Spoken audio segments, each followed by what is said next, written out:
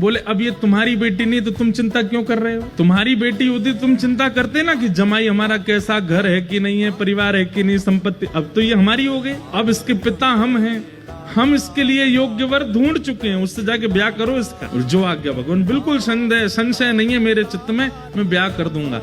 और जाते जाते जगन्नाथ महाप्रभु, सुनो तुम अपनी बेटी लेकर के संबंध कराने आए हो, ऐसा बिल्कुल मत बोलना। ये कहना महाप्रभु जगन्नाथ जी ने भेजा है और उन्होंने ही आज्ञा की है कि आपको इनसे ब्याह करना पड़ेगा। सुदेव ब्राह्मण अपनी पुत्री पद्मावती को लेकर के पहुंचे। श्री जयदेव महाप्रभु एक वृक्ष के नीचे बैठे थे तो प्रणाम किया। जयदेव महाप्रभु, कहिए भगवान कैसे आना हुआ? बोले भगवान आप सुयोग्य हैं और मेरी बेटी आपके बिल्कुल योग्य है।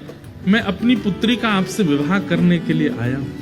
और ये मैं अपनी पुत्री का विवाह करने इस भाव से नहीं आया कि मैं इनका पिता हूं। महाप्रभु जगन्नाथ जी ने मुझे स्वप्न देकर के आज्ञा दी है कि आप इनको स्वीकार करो। जयदेव महाप्रभु उठ खड़े हुए, हंस करके बोले जगन्नाथ प्रभु तो बोलेंगे ही, खुद ने तो 16,108 किए हैं, उनको क्या कमी है? वो तो 10-5 हजार और कर लें तो भी उनको कोई दिक्कत नहीं। वो तो कर्तुम अन्यथा कर्तुम समर्थ परमेश्वर हैं, वो संभाल भी सकते हैं। पर मैं कैसे संभालूंगा इनको?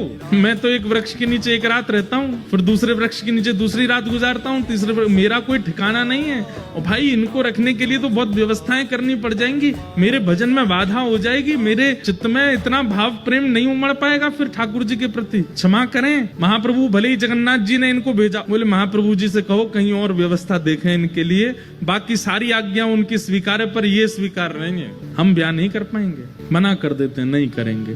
अरे आप कैसे व्यक्ति हैं, महाप्रभु जी की आज्ञा नहीं मान रहे हो, जगन्नाथ जी की आज्ञा नहीं मान रहे हो? बोले हमें स्वीकार है, हम बिना आज्ञा के ही रह लेंगे लेकिन ये नहीं करेंगे। तो एक बार को तो सुदेव ब्राह्मण को क्रोध आ गया। बोले भगवान की आज्ञा ना मानने वाले को हम कैसे दे सकते हैं? चल बेटी, अपनी पुत्री को उठाने लगे तो पुत्री बैठ गई। बोले नहीं,